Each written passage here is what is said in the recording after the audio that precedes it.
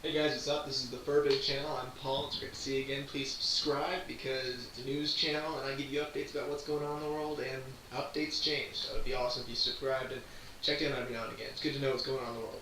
Anyway, so I want to start off with this generation. It's like my generation. I've heard people call us the lost generation. I don't like this name, but with recent news, it's a little interesting because there's like 5 different incidents where children under the age of 18 assaulted, murdered, dropped children like babies. They're just crazy stuff. So as far as my youth goes and my generation, and why I'm a little bit okay with considering us the lost generation, is because a West Virginia 19-year-old girl beat to death her elderly pastor. A Pennsylvanian 17-year-old boy shot 3 in a mall a little bit ago. An 11-year-old Ohioan girl is being considered in a murder case for dropping a 2-month-old because the baby died. 2-month-old baby was like bloody and everything. When the mom woke up, she saw her 11-year-old holding this bloody little baby. And and a 13-year-old Illinois boy was shot in front of his sisters at a youth fight. Like the sisters were like fighters. The sister was a fighter, and she was like fighter and going to get in a fight, over a school thing or a Facebook post. The article said. A Facebook post, and the boy was shot, and I was like, "Are you kidding me?" And then, to top it all off, a 17-year-old guy, like boy, raped after kidnapping, raped a 22-year-old pizza delivery girl. The woman brought pizza to his house. He held her at gunpoint, took her to a secluded place, and raped her, and then went back to his house. The police arrested him because he was at his house and he ordered pizza. But still, I'm like, what is going on? That my generation, my generation, well, a few years younger for the most part, 11-year-old, a lot younger, but about my generation is doing these crazy, stupid things that I'm like, why?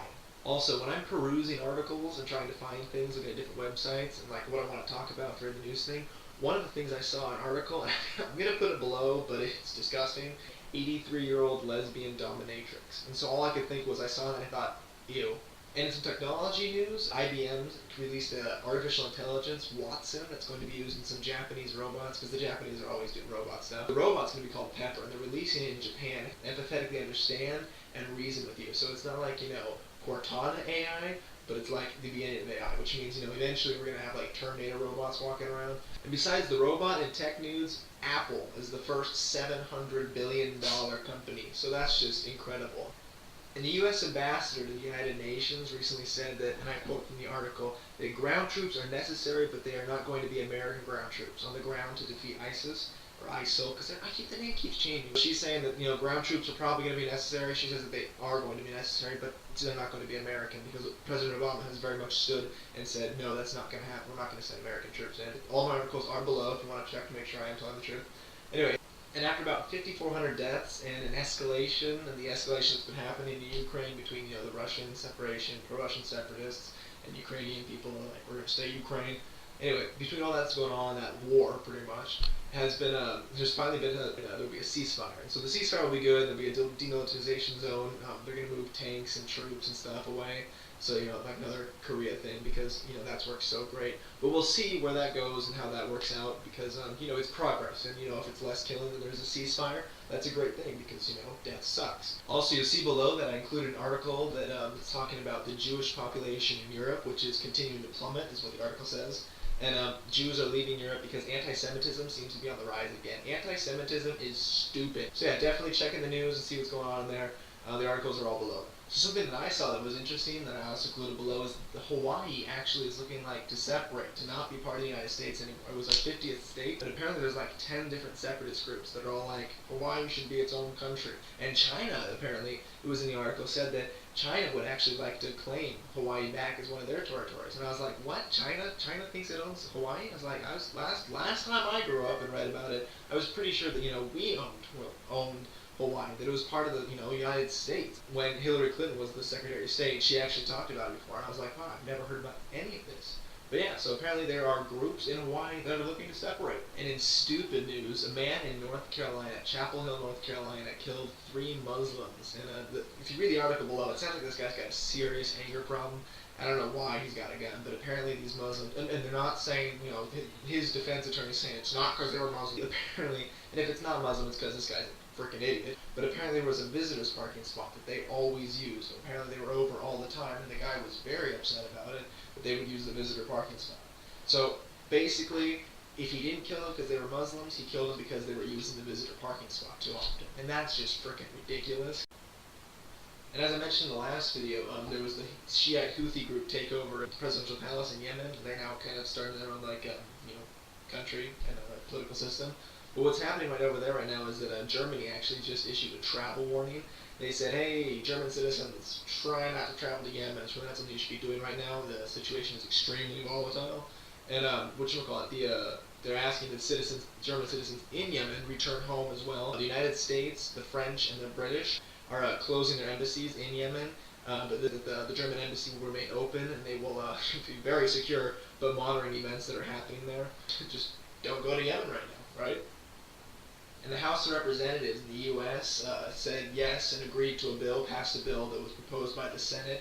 And everyone's expecting President Obama to veto it once more. He's done it like 3 times now. It's a bill to pass the Keystone XL oil pipeline from Canada through like Montana and Nebraska. And what happens is, Obama says, I don't want to do this because I think it's wrong to do this. I think it's a poor environmental impact. The majority in the House and Senate are saying, no, this makes sense. We want this to go through, let it go through. But also in oil news, in Brazil, Petrobras, it's one of the oil companies out there, Petrobras, one of the oil platforms actually exploded. They had a big explosion, and 3 were killed, and 10 were injured, and 6 are missing. Also in Brazil, we're talking about a big drought that's actually happening there right now. There's very much a lack of water.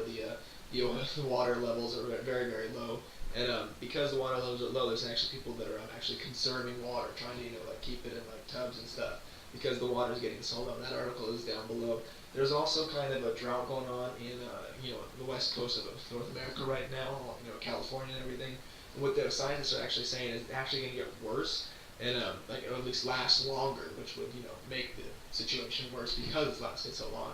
And they're saying it's actually going to be one of the worst ones in a millennium, and it actually happens every 1,000 years or so. And what I think is awesome news, a 207-foot Australian fishing ship called the Antarctic Chieftain actually is stranded in ice, in 10-foot thick ice. Its propeller, it's a metal propeller. I think last I checked it was naval bronze. Actually hit a piece of ice and damaged 3 of the 4 propeller tips. And so they're actually sending an icebreaker, breaking through the ice, like 10-foot thick ice. It's a U.S. Coast Guard cutter, and it's breaking icebreaker, and it's breaking through the ice, going up to rescue this ship. But I think that's awesome because too much ice builds up, it can actually crush the hull of a fishing ship. Anyway, I just think it's awesome because I grew up reading a lot of those kind of books, like the Dirt Pit books by Claude Cussler. Anyway, by the way, those are awesome books. Check those out because I love reading those books. It's just a good little thing. It's totally junk food reading, but it's fun. Anyway, so I think it's awesome.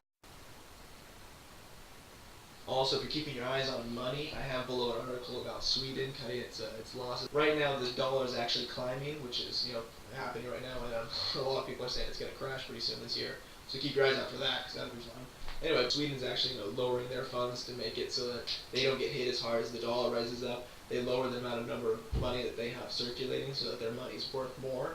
And so it's like a manipulated thing. There's a ton of quantitative easing, which definitely you need to look into that to understand, because it's a little bit above my head, but it's something you need to understand because it's what the governments do to make money worth more. Because really, a dollar bill is just a paper dollar bill. It has no money, no value besides what we assign it. Besides saying that, you know what, I'll do that for that piece of paper, because that's all it is really. So keep your eyes on that, because like I said, most people like to have money and to eat and to be able to do things they want to do. And finally, the FEC, the American government group, is trying to fiddle with what we're allowed to do on the internet. I don't agree with governments interfering with what you're allowed to do on the internet.